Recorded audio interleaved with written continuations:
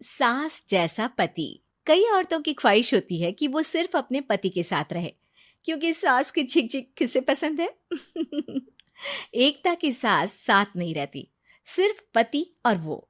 लेकिन क्या है एकता की जिंदगी बिना सास के? देखिए। अरे अरे एकता, क्या है? रोज लेट उठती हो। कभी तो वक्त पर उठा करो। हाँ, लेकिन उठना क्यों है वक्त पर? 8 बजे तो उठ जाती हूँ मैं। देखो एकता, ये नहीं चलेगा। सुबह 6 बजे उठा करो। खाने में थोड़ी वैरायटी बनाओ और घर को साफ सुथरा रखो ना। अरे अरे अरे, जो मुंह में आ रहा है बोले जा रहे हो। क्या मेरा घर गंदा रहता है? कितना साफ रखती हूँ। खाने में भी हमेशा मैंने अच्छी चीजें बनाई हैं। और फिर ये 6 बजे उठने की जिद क्यों? देखो, मैं नहीं जानता। बस 7 बजे तक घर के मंदिर में दिया जल जाना चाहिए।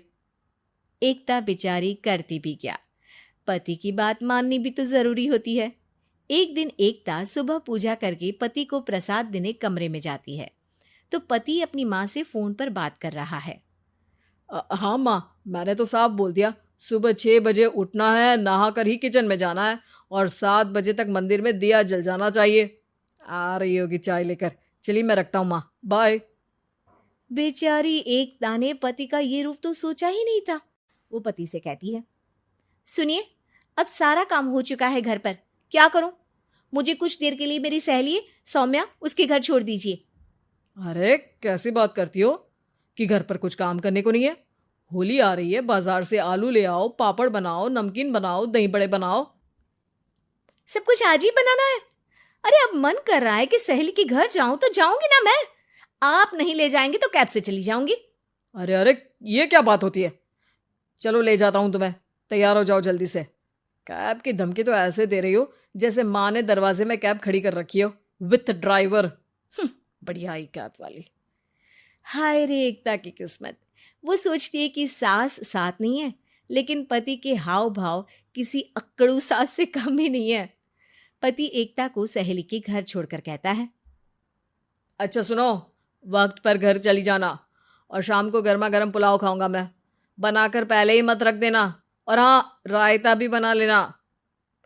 हाँ जी हाँ, फिलहाल क्या मैं अंदर जा सकती हूँ? नाश्ता पेट भर करा दिया, दोपहर का खाना भी पैक कर दिया। पहले जो खाया है उसे तो पचा लो, दिन का खा लो, अभी से रात के खाने की चिंता में बाल न जल जाए कहीं।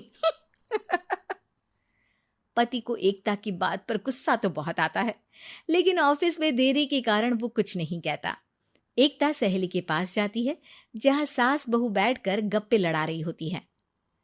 हाय सौम्या। नमस्ते आंटी जी। अरे वाह एकता बेटा, बड़े समय बाद देखी, कैसी हो? अच्छी हूँ आंटी जी। घर का सारा काम हो गया था, बोर हो रही थी, सोचा सौम्या से मिलती चलूं। हाँ हाँ बच्चों, तुम लोग बैठकर गप्पे लड़ाओ। मैं तुम लोगों के लिए नाश्ते पानी का इंतजाम करती हूँ। सास ये बोलकर किचन में चली जाती है। अरे एकता, कैसे आना हुआ? थोड़ी परेशान सी भी लग रही है, सब ठीक तो है ना? अरे यार, कहाँ ठीक हूँ। ना सोने मिलता है, ना अपने मन का कोई काम करने मिलता है। बस सुबह 6 बजे से किचन और रात के 12 बजे तक घर का काम। मेरी तो कमर ही टूट रही है। अरे क्यों मजाक कर रही है? तेरे तो मजे हैं। अकेली रहती है पति के साथ, न कोई सास न ससुर, न आस पड़ोस से मतलब। हम लोगों की सोच, जॉइंट फैमिली है, कितनी परेशानी होती है। अरे रहने देना, वो तो दिख रहा है कि कितनी परेशान है तू। सास किचन का काम कर रही है और तू सहेली से गप्पे। ऐसा कहाँ होता है यार। हाँ वैसे तू बोल तो सही रही है। सुबह थोड़ा सा भी लेट हो जाए ना उठने में, तो मम्मी जी किचन संभाल लेती है। पति तो जाते वक्त उठाते हैं कभी कभी मुझे। पर मेरी छोड़, तू बता, सास साथ रहने आ गई है क्या, जो सुबह 6 बजे उठना पड़ता है? पति तो तेरा 10 बजे ऑफिस जाता है। 4 घंटा खाना बनाने में लग जाता है क्या तुझे, एक लोगों का? अरे रहने देना यार, मेरा तो पति ही सास से कम नहीं है। सारा दिन का ड्रामा। अरे बातें सुनाना, बोलियां बोलना, कोसना, क्या क्या नहीं आता है उसे। यार मैं तो हैरान होती हूँ कभी कभी कि ये सास की आत्मा तो नहीं आ जाती ना इसमें। अरे परेशान हो चुकी हूँ। इतना ही नहीं, वो तो अपनी माँ से मेरी चुगली भी करता है। समझ गई। मतलब तेरे पति की गाड़ी चल यहाँ रही है, लेकिन रिमोट तेरी सास के पास ही है। अरे अब जो समझ, रिमोट है या कंट्रोल है, बस मेरा तो मुश्किल हो रहा है यहाँ रहना। सोच रही हूँ 2-4 महीने के लिए मायके चली जाऊं। क्या करेगी? 2-4-10 महीने बाद तो आना ही है ना यहाँ पर। तो क्या करूं, तलाक दे दूं क्या? अरे ये कोई सोल्यूशन नहीं है। तू अपने पति को सुधार भी तो सकती है। कैसे कैसे सुधारूं? सौम्या उसके कान में कुछ कहती है, जिसे सुन एकता खुश हो जाती है। अगले रोज, हाय रे, मेरी तो टांगे ही नहीं चल रही है। हाय हाय हाय, बहुत दर्द हो रहा है भगवान। अरे क्या हुआ एकता, रुको मैं माँ से पूछता हूँ। लेकिन पति जैसे ही माँ से बात करके एकता के पास आता है। क्या नौटंकी है ये, क्यों रो रही हो? अरे कोशिश करो ना उठने की। ये काम से बचने के लिए जो नाटक है ना, बंद कर दो, वरना माँ आ जाएगी यहाँ पर। एकता की तो मानो मन मुराद पूरी हो गई। अरे हाँ हाँ, तो बुला लो ना उन्हें, जल्दी से बुला लो। मैं 4-5 दिनों के लिए आराम करना चाहती हूँ, चल तो सकती नहीं हूँ। खाना पीना कैसे होगा? अब क्या था, सासू माँ आ जाती है एकता के घर। सासू माँ, मुझे ये हमेशा बताते हैं कि आप कितनी हार्ड वर्किंग है। बस अब अगले 15 दिनों तक मैं आपको देखूंगी और आपकी जैसी ही बनूंगी।